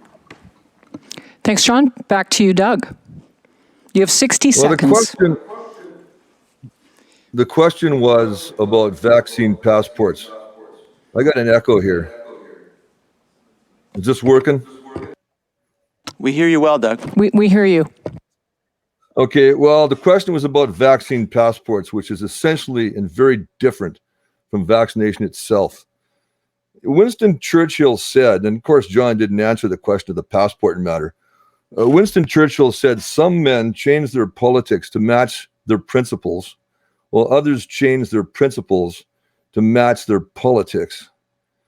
By setting policy weekly, as they have with the vaccine passport matter, flip-flopping not long ago, based on poll results and focus groups, the Conservatives provide a good example of the latter, people that change their principles to match their politics. Simply put, they've abandoned Conservative principles in a desperate attempt to regain their position at the feeding trough. That's about it. Thanks. Thank you, Doug. Now we're going to hear from Mike Simpson of the Green Party with a question. Okay, my question is for John. First of all, thank you, John, for showing up for this. It is important that if you do show up for these. It's sad that you haven't shown up for the environmental debates, and I have to say that.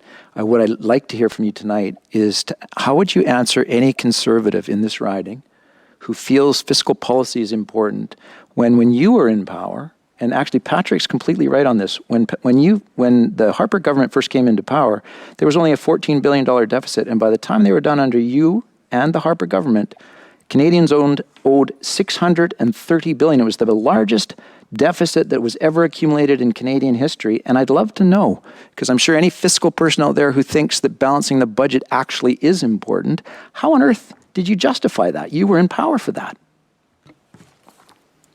Well, thanks for bringing up, Michael, the legacy of Stephen Harper, who was the right guy at the right time when the world was going into economic crisis. Having an economist at the helm was absolutely critical. And what you bring up by raising that question is the difference between the Conservatives and the Liberals. What did the Liberals do when they were given the opportunity to form government during a pandemic? They asked Parliament to have a blank check. They asked to shut down Parliament, and happily, the NDP and the Greens and the Conservatives stopped them from doing it. What did the Conservatives do when we hit a crisis? The first thing we did was we brought in a budget. Remember, the late Jim Flaherty and Stephen Harper brought in a budget, so at least Canadians knew where we were going. The Liberals operated without a budget for 2 years. We were the only G7 country without a budget during this time. So what has happened? We now have a $1.4 trillion debt. We're looking at $40 billion in debt service charges by 2025. That's over $36,000 for every Canadian man, woman, and child. We're looking at the only way that they can afford to cover that is by increasing taxes. So I think what really concerns business operators here in Whistler and people who own principal residences is the threat of bringing in new taxes, capital gains taxes on principal residences, increased taxes on companies. So what we have, by contrast, is a comprehensive plan, a job surge plan to create 1 million jobs in a year and to turn that boat around. Back to you, Mike. Well, what I would suggest, John, is that what happened there was you actually gave out huge corporate welfare by actually reducing taxes, fair taxes. We had equivalent taxes at 29% for the largest, most wealthy corporations, and you cut that down under a Harper government to a mere 15% so that we are the lowest tax-paying people in the industrialized world. What we're saying in the Green Party is we must bring that back up to at least 21%, because at the end of the day, if you have a $1.4 trillion, and at least the Liberals have got a COVID excuse, although it is a lot of money, and 40 million, that much money that you have to pay off in interest all the time, is going to accumulate. And what we're saying in the Green Party is that we need to bring those taxes back up and definitely follow the money. Because if you follow the money in this COVID experience that we've gone through, you'll see that the banks got richer. They all got richer. And why? Because the Liberals threw liquidity into the system, and that liquidity immediately went, after people used the money, it went straight into their bank accounts, and the rich got richer and the poor got poorer. And disparity is bigger in this country now. And so what we need is fiscal Mike, responsibility. You're out of time. I'm sorry, Mike, but thank you. Thank you for that question. It made me feel better about my mortgage. And finally, in the candidate-to-candidate questions, we're going to go over to Albie Lewis. Yeah, Patrick, it'll shock you to know that I have a question for you. You got a few softballs, so this is a little bit of one, too, in a way. For the last few days, the Prime Minister and Jonathan Wilkinson, the Climate Environment Minister, have sort of been concern trolling the NDP. Oh, we were so hoping that the NDP would have a better climate plan, but ours is the only one that is really legit. And you know, it's part of the strategic voting offer that you're trying to scare the Liberal NDP switchers back to your side in fear of the Tories, like I've said. Why is your climate plan better than the NDP's? Well, to start, our climate plan isn't 12 bullet points. It's a 70-plus page document that is comprehensive in every aspect of the economy that we have. It is a realistic, incredible plan. It's third-party verified. It's costed. We're the only ones to do that. And you know, the experts agree. I mean, you look at, it's why we've been endorsed by the former head of the BC Green Party, Andrew Weaver. It's why Mark Jacquard, who's the preeminent climate policy expert in Canada, another IPCC economist, he's endorsed it as well. And I would suggest folks that if they're interested in learning more about this, you can read his detailed analysis of all the parties' different plans. He rated ours as an 8 out of 10. He actually rated the second best one, the Conservatives, at 5 out of 10. And the NDP one was the one that was rated the worst. So, you know, those are not my analysis. Those are independent analysis, people that are the experts. You know, when we're talking about climate change, when we're trusting the science, and that's coming from the IPCC, we also want to make sure that we're trusting the IPCC authors on what the solutions are. And, you know, to have a credible plan, it needs to be costed. You can't just pick a target without any plan of reaching it. And that's what the NDP unfortunately has done. And I don't think it's sufficient to meet the greatest challenge of our lifetimes. Yeah, so I'm so glad that you mentioned Mark Jacquard, because the person you describe as the preeminent climate policy expert in Canada wrote a book called Sustainable Fossil Fuels. So that's the kind of expert that we're citing here in support of the Liberal plan. It's unfortunate they chose the metric of climate sincerity as his way of ranking, because when you say climate sincerity and you just get a picture of Justin Trudeau, the TMX pipeline, the $18 billion in subsidies, it's pretty hard. The other validator who was cited by Jonathan Wilkinson today is Jennifer Winters, another climate expert who's a board member and treasurer with the World Petroleum Council. So the people that you're citing as climate experts to validate your climate plan are not one but two positions on the World Petroleum Council. I know why the NDP plan needs to be denigrated, because it maintains the carbon price that you guys have set and goes further and says we need carbon budgets as well. So if you like your plan, carbon budgets are a hard cap in addition to the price, which won't do the whole thing. Jacquard's a market fundamentalist. He likes the carbon price. We do that and more. So if you like your own Liberal plan, you probably love the NDP plan. Thank you for that. And now we are going to move back to some of your questions out there at home viewing. This one rose to the top. And I love it because there's so much irony in this question. It goes to Patrick, and because it doesn't have a rebuttal, it will go to Doug. So Doug, I want to make sure you've heard that. You're going to be rebutting Patrick's answer to this question.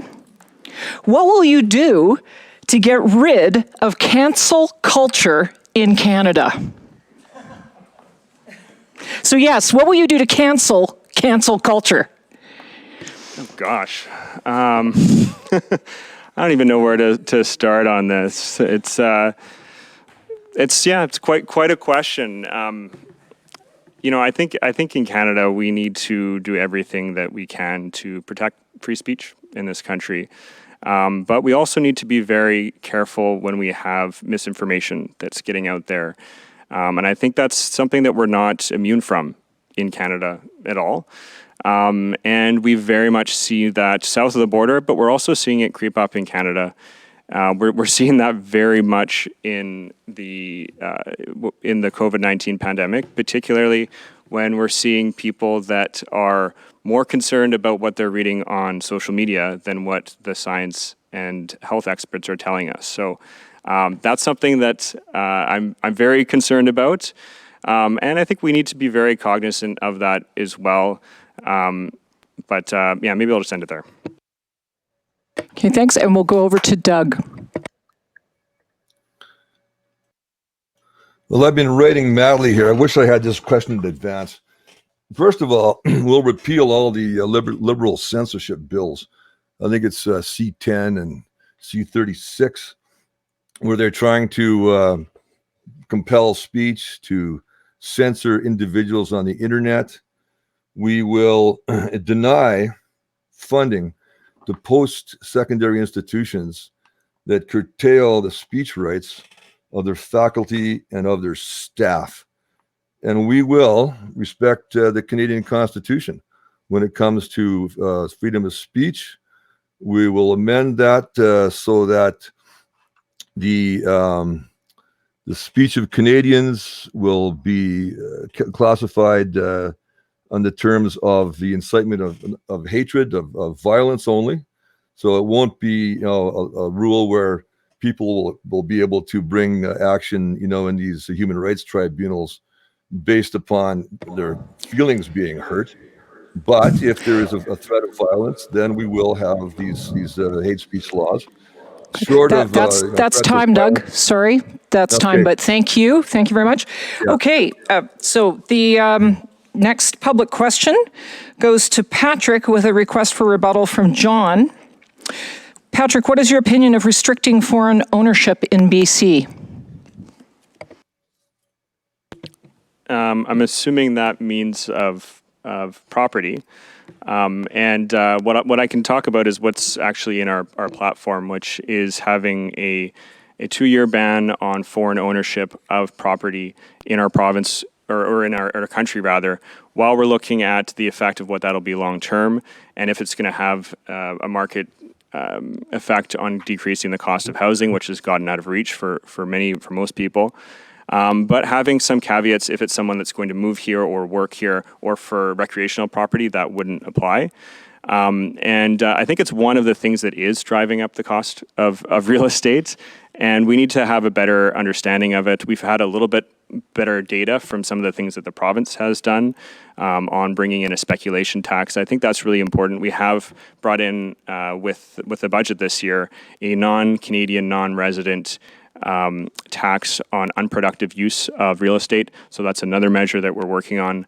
But I think it's one of many things. We've brought in in our platform a robust housing policy, which has now been endorsed by Generation Squeeze, which of course as a millennial I'm part of, which is going to build 1.4 million homes in Canada. It's going to help first-time home buyers by doubling that incentive, create a new tax-free savings account. And it's going to create new programs like rent to own and work with municipalities to get more supply online. So that, getting rid of blind bidding, legal right to home inspection, some other things are going to really move the dial and make life more affordable.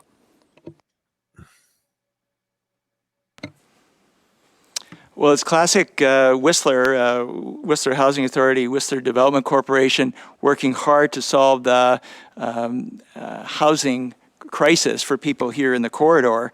And in a similar innovative way, the Conservative platform includes a 2-year ban of foreign investment into homes when the foreigners aren't coming to live in those homes. I think it's, imitation's the best form of flattery. It's great that the Liberals have taken that right out of our book. And of course, we released our platform early on so they could do that. It's a very broad platform that also says, hey, we're going to build 1 million new homes in the next 3 years. We're going to root out some of the corrupt practices that have been featured by Sam Cooper and others that have led to inflation of housing prices, make mortgages more affordable.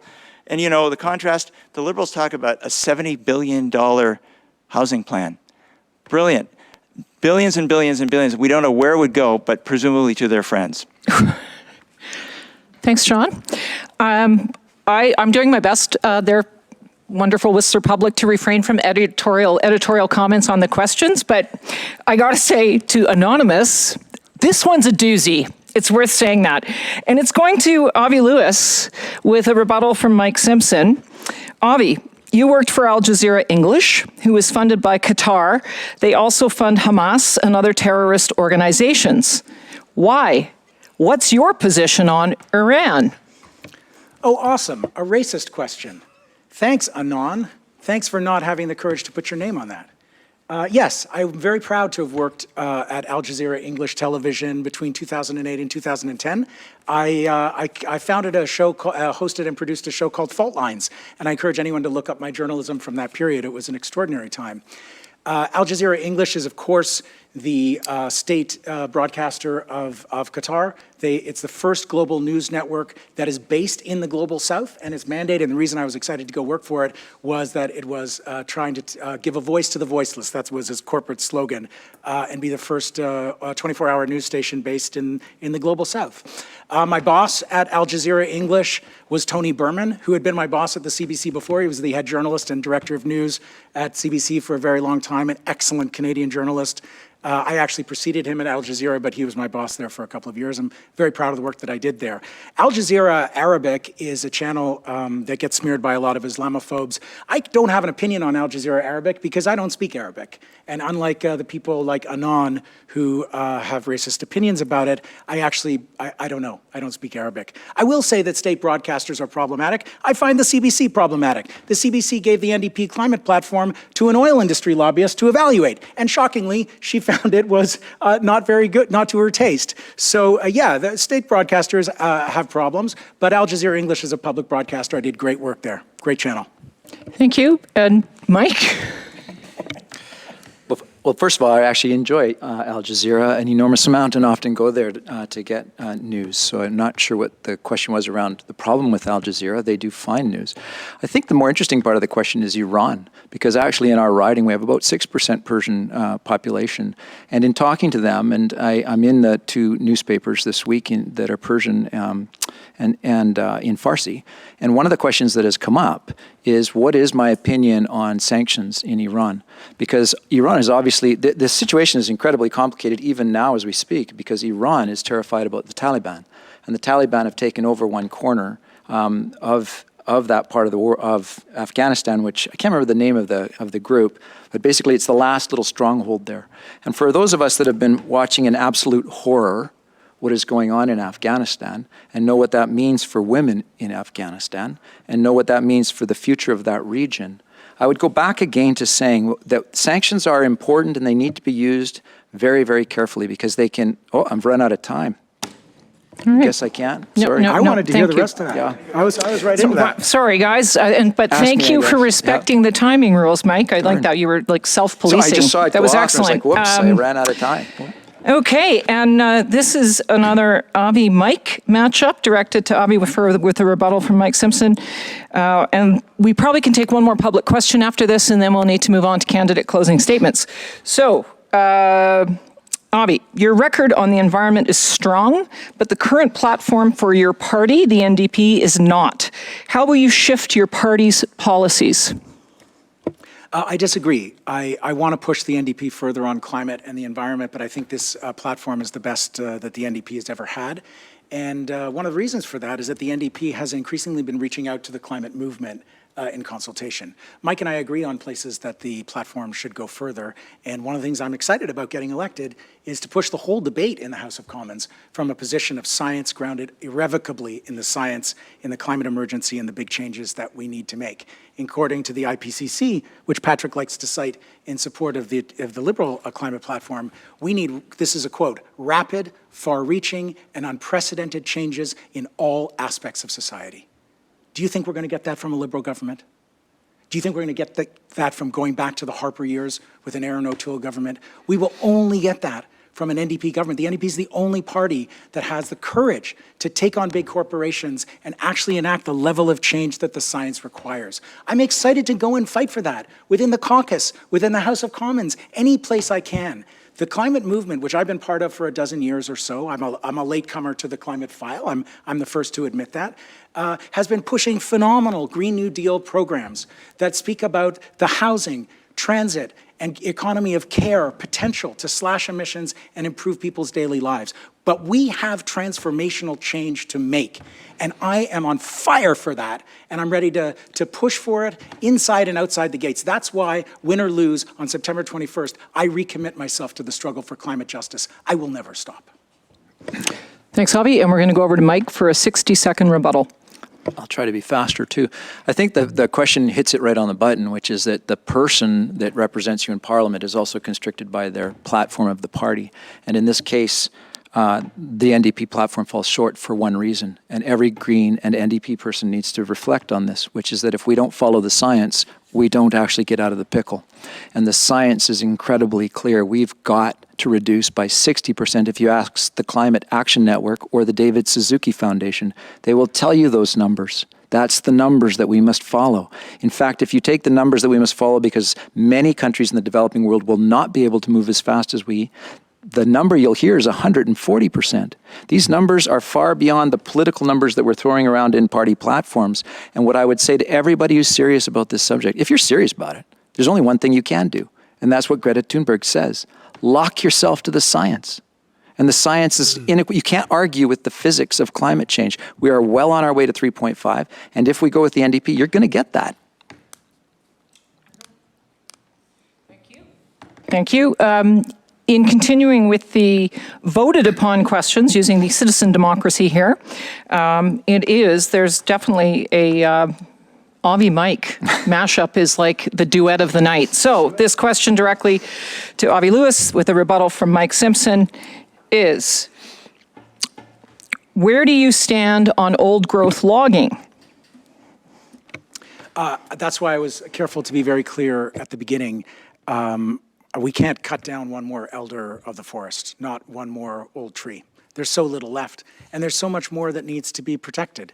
I encourage everyone to read the Old Growth Strategic Review that the NDP government here in BC commissioned a year ago, has committed to implementing, think it should be implemented faster and completely, because it has profound truths in it, truths that Mike and I have agreed about on these platforms half a dozen times now, as Patrick points out. We don't just need to protect old growth trees. We need a paradigm shift, and this is what the Strategic Review says, in the way that we view forests. In just the past few years, the massive forests of Canada, and particularly of BC, have gone from being some of the great carbon sinks, absorbing carbon, sequestering carbon on Earth, to being net carbon emitters. Our forests are in crisis. The clear cutting is increasing the wildfires, and we cannot see the trees as commodities to turn into money anymore. And the BC provincial government's own strategic review has said this. It needs to be implemented. We need a paradigm shift. The research by Suzanne Simard and other BC scientists tells us that the trees communicate. They're a community in the forest. They warn each other of danger. They exchange minerals and water, and they are the life support systems for all life on Earth. That's how we have to see old growth. So Mike can hang the policies of the BC government on my neck, but they don't fit. We're in a federal election, and we need truth tellers in Parliament. And you know what? When the election's over, the platforms are forgotten. It's who represents you and speaks on the national stage for you, and I will fight for the trees. Over to you, Mike. Well, unfortunately, Avi, when you pull out your NDP card, it is for the British Columbia and the federal government, and you have to come to grips with that. And when Jagmeet Singh actually comes to this province and campaigns with John Horgan, and they hold hands the way that they do, at the end of the day, there are almost 800 people who have been arrested by an NDP government. And that's the thing. I am by the RCMP, Mike, be honest. And there are people... Which we have decried. I know it hurts to hear that, Avi, but this is... It's a lie. It's the RCMP. I know it hurts to hear that, Avi, but it is an NDP government which is at work at Fairy Creek. And that is something that must be very difficult for you. I hear you, because I think that you're right about trees and old growth. This is the last of the old growth we have on the planet. There's less than 3%. We have some in Kamchatka, some in Patagonia, and some here. If we don't save that stuff, that's our carbon sinks. We should be treating that as if it's more precious standing than cut down by the NDP. Thank you. Thanks, Mike. Okay, thanks to all of you. Thank you for submitting questions. Thank you for voting on them. We are now going to move into the final section of the evening, and each candidate will have 2 minutes to provide a closing statement, and we will again return to the random order that I outlined in the beginning. So that means we will be going to Gordon Jeffrey of the Rhino Party in his rather fetching robe.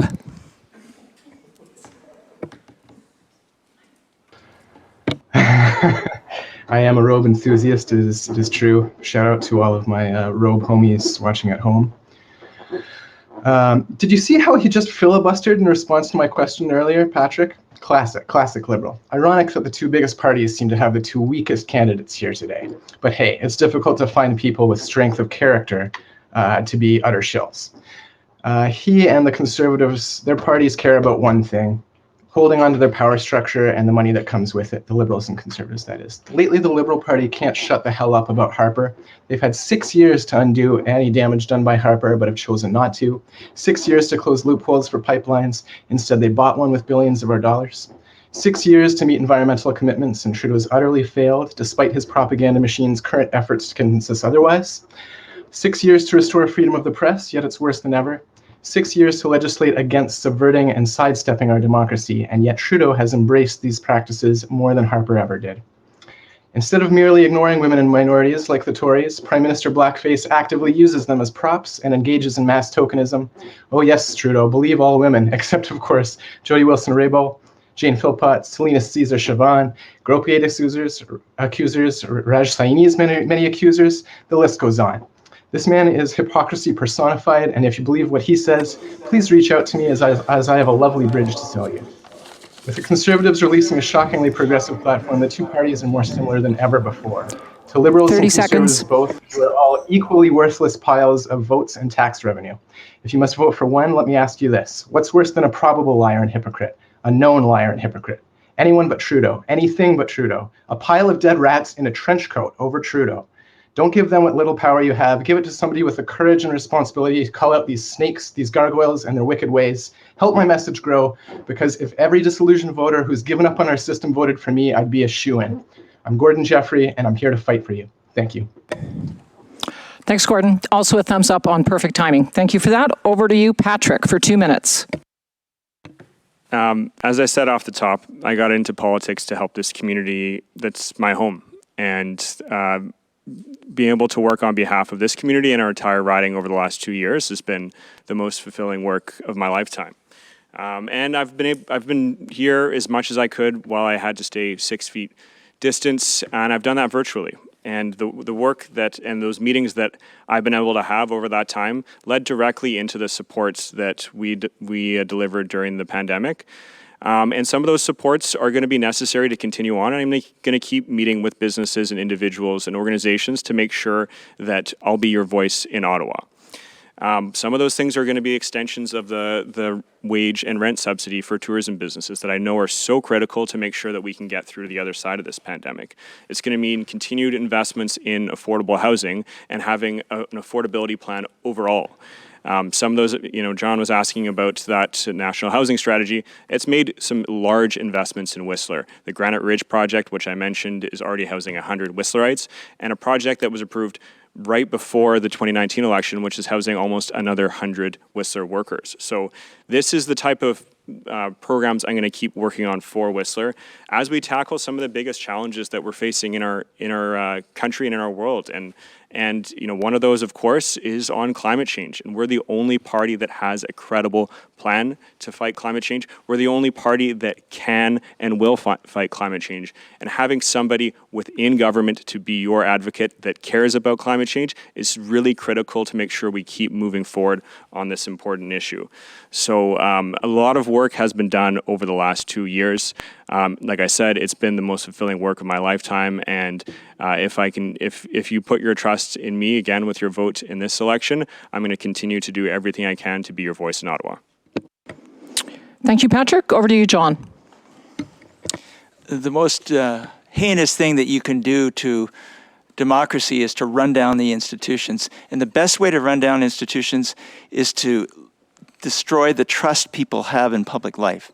So a prime minister who has on countless occasions failed to do the things that he promised, failed to deliver proportional representation, failed to deliver drinking water on First Nations reserves, failed to act in a transparent, ethical, and legal way, failed to meet even his GHG emission standards again and again and again, erosion of trust. You know, when I think of my kids, Shane, Jake, and Maymay, to look them in the eyes and say, you know, you have to trust your government. Well, that requires people who will do what they say and say what they do. You know, the Conservative plan, it is a comprehensive plan. It will bring back 1 million jobs lost in the pandemic within the first year. There will be a real focus on accountability. We will never see the kind of acting and just breaking promises that we've seen in this Prime Minister. Again, we will see a focus on mental health, a creation of 1,000 beds with 50 treatment centers across the country, $325 million invested in that. We will restore our pandemic ability. We will create stockpiles of medical supplies, and we will deal with this cascading debt, $1.4 trillion. We will reduce the deficit within a decade. And on the environment, we've got a comprehensive plan that we can stand behind. So, you know, this Prime Minister has shown us that there's two things. There's a difference between promises and consequences. And there's a difference between sentiments and actions. It's a time for change. I vow to be your hardest working MP, just as I was when I served you 7 years before. Thank you, John. And now we'll go to Doug Bebb of the People's Party of Canada. Well, thank you. There is no credible plan for climate change. China and India are building coal-fired plants by the hundreds, and their CO2 emissions are going through the roof. Even if Canada reduced CO2 emissions to zero, it would make no global difference. The establishment parties are arguing over the arrangement of deck chairs on the Titanic. The addition of candidate-to-candidate questions in this debate was good. We should have had more of this. Questions like, John, why does the Conservative Party leader have Andrew Scheer in his shadow cabinet when he was accused of stealing from the Conservative fund for his kids' private schooling? And Patrick, why have the Prime Minister and his lawyers tried to censor alternate media and contravene the freedom of press guaranteed under our charter by not allowing Rebel News to attend the English language debates tonight? And Abby, we are already in debt over $1 trillion, and your new Green Deal will only add to this terrible burden. How many more hundreds of billions of dollars are you prepared to spend before we no longer have the ability to ever balance our budget or repay our debt? And Michael, how does your party plan to address its leadership crisis and keep its base from jumping ship? The People's Party is the party of freedom. We believe in small government and in the sanctity of individual rights. Our party is outside the establishment, and so we present 30 seconds. elite who fund Canada for their own benefit. They do this by controlling the establishment parties and by controlling their leadership conventions. So you can expect to see many more smear tactics used against us. Don't believe a word of it. The People's Party is a sensible, in fact, the only alternative to the corruption in Ottawa. Thank you. Thanks, Doug. And now we will go to Mike Simpson of the Green Party. Imagine if this actually was a climate emergency and deep in your heart you felt that. How would we look, us four? The main thing up here is that you'll hear people agreeing, and we have to start agreeing and figuring out how to work together. And I'm happy to work with you, Avi. I'm happy to work with you, John. And I'm happy to work with you, Patrick.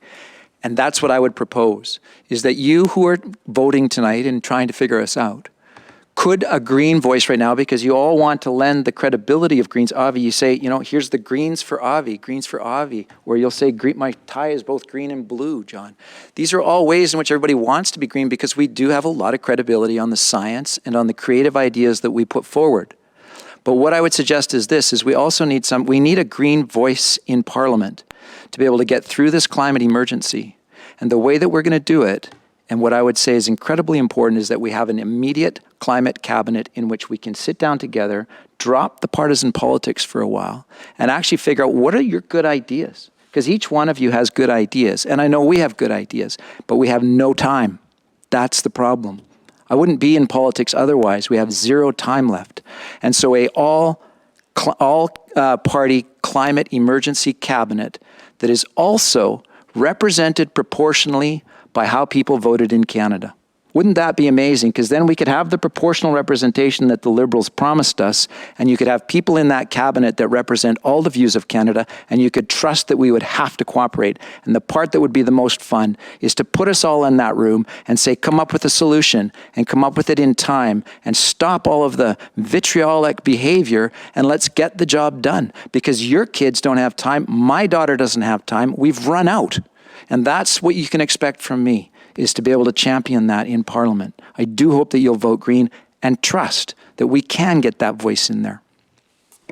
Thanks very much, Mike. And we will finish off the closing statements with Albie Lewis of the NDP. Mike, thank you for that reverie. I love that. I love that idea of people coming together in a time of emergency and sharing those ideas. This is a change election. And there's a very clear choice ahead of people in this riding. We can choose Liberal climate delay, we can choose Tory climate denial, or we can recognize that we are in an existential emergency, we need massive change, and we need someone with the vision to channel the hope and possibility that that massive change can bring to make our lives better. I'm a movement candidate. I'm coming from a movement point of view. That's why my endorsers are people like Bill McKibben, who wrote the first book on the climate emergency for a mass audience in 1989, The End of Nature, and my friend David Suzuki, and Alexandra Morton, our hero on the island who fought the fish farms, and Mike Douglas of Protect Our Winters Canada, who I understand has some cachet here in Whistler.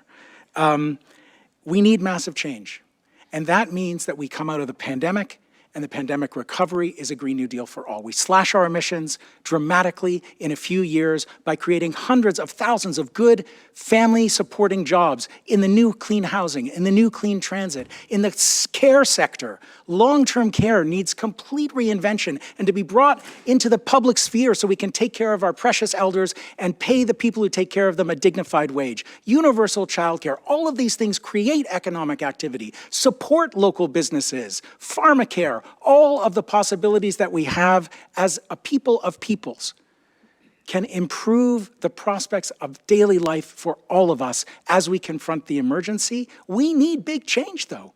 And we need movement folks who will advocate for it from within the halls of power and hold open the gates to your energy, to the ideas and the brilliance in local communities to come inside and get this big job done together. I believe I can unite the progressive Green and progressive vote in this riding and do that. I'm dying to get a chance. Thank you. Thank you, Albie. And Mike Douglas, if you're watching, you do have cachet in Whistler. Just saying. Thank you so much, candidates. The gentleman joining us by video, the four gentlemen here in the room. I'd like to remind everybody, if you've tuned in, so great you are paying attention to our democracy and engaged in it, so it's worth mentioning the National Party Leaders Debate is tomorrow evening, presumably on all the major Canadian news channels, but probably not Al Jazeera. Won't be as good as this, Mo. But maybe not, thanks. With your questions, in addition to what that we heard from the Chamber and from the Pique and the arts question from myself, you asked these candidates about climate change, addiction and mental health, fossil fuels, First Nations, transportation, the green vote, telecom regulations, Whistler small business, vaccine passports, conservative fiscal policies, climate plans, cancel culture, foreign ownership, Al Jazeera, and climate plans. So it is evident that climate is definitely top of mind for all of us, and it's good to see it in the questions that you brought forward. So I want to thank the community for joining tonight. Again, thank you for your patience with our late start, but it was some great discussion, great questions. So get out there and vote. Advanced voting begins September 10th and runs the 10th to 13th. You can go to piquenewsmagazine.com for more information. So vote early and vote often. Oh, sorry, that's just in Florida. And election day is Monday, September 20th, which the RMOW is going to provide free public transit on the 20th to help you get to the polls. So great way to do that and to get to the polls in a more green way. So thanks to Pique Newsmagazine and the Chamber for doing this. I want to thank the team at Arts Whistler who made this crazy technology all work. So Dean Fesser is a miracle maker up there. So good night. And the one last thing I'd say to the community, on behalf of Arts Whistler, fingers crossed, we look forward to welcoming you back to this facility in person in October. So stay tuned to see some of those things. We look forward to bringing the arts back in person.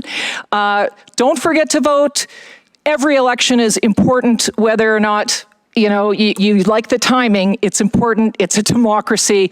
We have to exercise our vote. So bring a friend, spread the word, and stay tuned in the news for more points of view from these candidates and, of course, from each of the national parties. Thanks for joining us. Have a great evening.